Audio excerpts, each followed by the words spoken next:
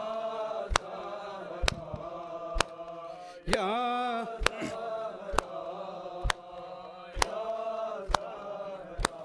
तुझको उम्मत ने यूं सताया है, मर्ग मोहसिन पे भी रुलाया है। तुझको बाबा के बाद उम्मत ने हाय दरबार में बुलाया है। या ज़ाहरा या ज़ाहरा या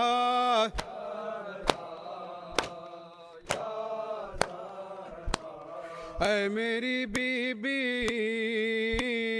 ऐ मेरी बीबी, तेरे दर पे इस्तिग़ासा है। तेरा ममनून मेरी शहज़ादी ये जहाँ सारा है। या ज़ाहरा या सब जवाब दे या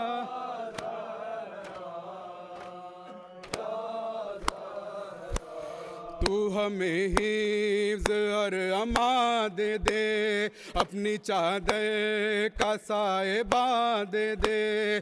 तेरी खुदरत में क्या नहीं बीबी, तू जिसे चाहे दो जहां दे दे।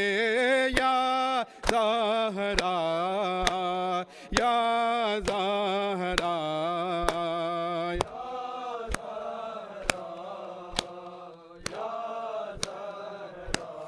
ऐ मेरी बीबी, ऐ मेरी बीबी, आंसुओं ने दुआ मांगी है। तेरी तस्बीह ही पढ़ के दिल ने तुझे पुकारा है। या ज़ाहरा या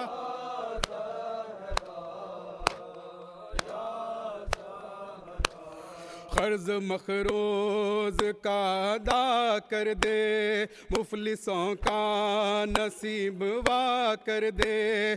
जिनकी गोदी भरी नहीं बीबी, उनको औलाद तू अता कर दे। या ज़ाहरा या ज़ाहरा या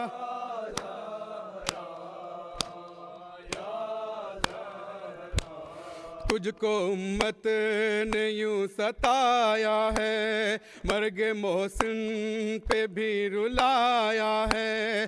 तुझको बाबा के बाद उम्मत ने आए दरबार में बुलाया है। या ज़ाहरा या ज़ाहरा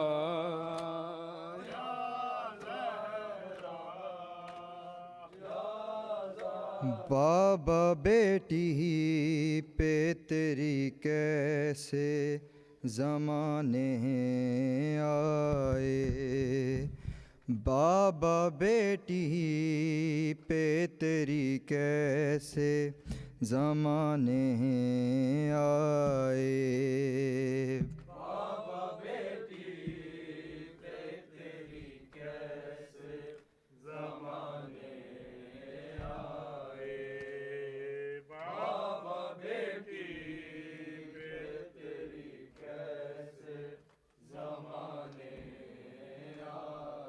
बाबा बेटी पे तेरी कैसे ज़माने आए, बाबा बेटी पे तेरी कैसे ज़माने आए।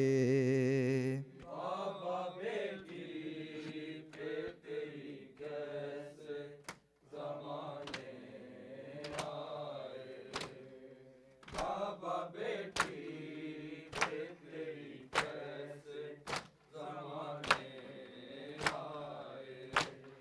बाबा बेटी पे तेरी कैसे ज़माने आए, बाबा बेटी पे तेरी कैसे ज़माने आए। बाबा बेटी पे तेरी कैसे ज़माने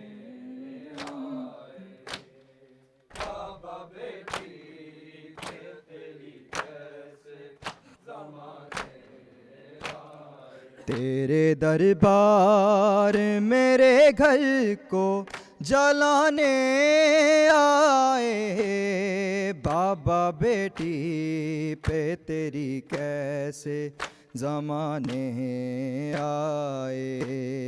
बाबा बेटी पे तेरी कैसे ज़माने आए, बाबा बेटी पे तेरी कैसे ज़माने आए। तेरे दरबार मेरे घर को जलाने आए, बाबा बेटी पे तेरी कैसे ज़माने आए।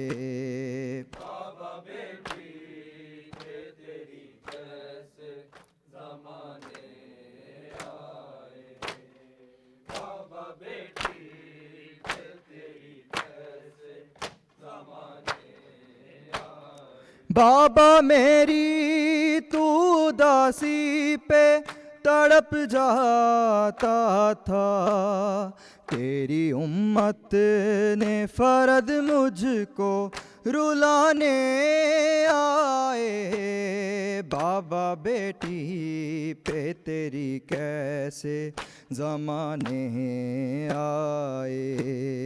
बाबा बेटी पे तेरी कैसे ज़माने आए, बाबा बेटी पे तेरी कैसे ज़माने आए। तेरी तहरीर को झुटला के सनद भारी गई, और गवाहों को है रास्ते से हटाने आए, बाबा बेटी पे तेरी कैसे ज़माने आए। बाबा बेटी पे तेरी कैसे ज़माने आए, बाबा बेटी पे तेरी कैसे ज़माने आए। बाबा मेरी तू दासी पे तड़प जाता था, तेरी उम्मत के फर्द मुझको रुलाने आए, बाबा बेटी पे तेरी कैसे ज़माने आए। बाबा बेटी पे तेरी कैसे ज़माने आए, बाबा बेटी पे तेरी कैसे ज़माने आए। तेरे दरबार मेरे घर को जलाने आए, बाबा बेटी पे तेरी कैसे ज़माने आए। बाबा बेटी पे तेरी कैसे ज़माने आए, बाबा बेटी पे तेरी कैसे ज़माने आए। कलमा पढ़ के तेरे हाथों जो मुसलमान हुए, बाबा वो लोग मेरे घर को गिराने आए, बाबा बेटी पे तेरी कैसे ज़माने आए। बाबा बेटी पे तेरी कैसे ज़माने आए, बाबा बेटी पे तेरी कैसे ज़माने आए। कलमा पढ़ के तेरे हाथों जो मुसलमान हुए, बाबा वो लोग मेरे घर को गिराने आए, बाबा बेटी पे तेरी कैसे ज़माने आए। बाबा बेटी पे तेरी कैसे ज़माने आए, बाबा बेटी पे तेरी कैसे तहरीर को जुटला के सनद भारी गई और गवाहों को है रास्ते से हटाने आए। बाबा बेटी पे तेरी कैसे ज़माने आए। बाबा बेटी पे तेरी कैसे ज़माने आए। बाबा बेटी पे तेरी कैसे ज़माने आए। तेरे दरबार मेरे घर को जलाने आए। बाबा बेटी पे तेरी कैसे ज़माने आए। बाबा बेटी पे तेरी कैसे ज़माने आए। बाबा बेटी पे तेरी कैसे ज़माने आए। कलमा पढ़ के तेरे हाथों जो मुसलमान हुए, बाबा वो लोग मेरे घर को गिराने आए। बाबा बेटी पे तेरी कैसे ज़माने आए।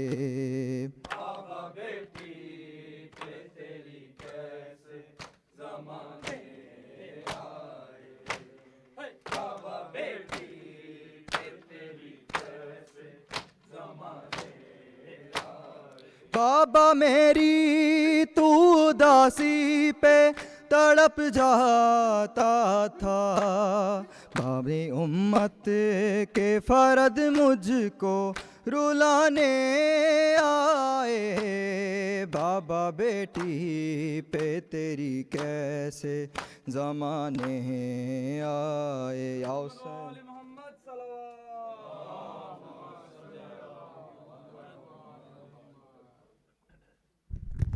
मुतजजारत अस्सलामु अलैकुम या अब्दुल्लाह, अस्सलामु अलैकुम या रसूलुल्लाह, अस्सलामु अलैकुम व रहमतुल्लाहि व बरकातुहू। अस्सलामु अलैकुम मोहम्मद मुस्तफ़ा सल्लल्लाहु अलैहि वसल्लम, अस्सलामु अलैका अली अल-मुर्तज़ा अलैहि सलाम, अस्सलामु अलैका फ़ातिमतु ज़हरा सय्यदतु निसाइल आलमीन, अस्सलामु अलैका खदीजतुल कुबरा उम्मुल मोमिनीन, अस्सलामु अलैका हसन अल-मुज्तबा अलैहि सलाम, अस्सलामु अलैका हुसैन शहीद करबला अलैहि सलाम, अस्सलामु अलैका तिसअत मासूमीन मिन ज़ुर्रिय्यति हुसैन अलैहि सलाम, खुसूसन अख़ीका अबुल फ़ज़ल अल-अब्बास इब्न अमीर अल-मोमिनीन उख़्तिका ज़ैनब बिन्तिका सकीना जुमला शहीदान करबला व सिरान करबला व रहमतुल्लाहि व बरकातुहू। अस्सलामु अलैका ग़रीब अल-ग़ुरबा, अस्सलामु अलैका मुईन अज़-ज़ुअफ़ा वल फ़क़रा, अस्सलामु अलैका शम्स अश-शमूस, अस्सलामु अलैका अनीस अन-नफ़ूस, अस्सलामु अलैका अय्युहल मदफ़ून बिअर्ज़तु सुल्तान अबुल हसन अली इब्न मूसा रज़ा कुन शफ़ीन शफ़ी वालिदैन यामिल जज़ा, अस्सलामु अलैका उख़्तिका फ़ातिमा मासूमा व रहमतुल्लाहि व बरकातुहू। अस्सलामु अलैका साहिबुल असर वज़्ज़मान, अस्सलामु अलैका ख़लीफ़तुर रहमान, अस्सलामु अलैका मज़हरुल ईमान, अस्सलामु अलैका इमाम इंस वल जान, अस्सलामु अलैका शरीकुल कुरान, अस्सलामु अलैका इमाम ज़मानाना अज़्जलल्लाहु तआला फ़रजहु व सअलल्लाहु तआला मख़रजहु ज़ुहरक, अस्सलामु अलैकुम व रहमतुल्लाहि व बरकातुहू।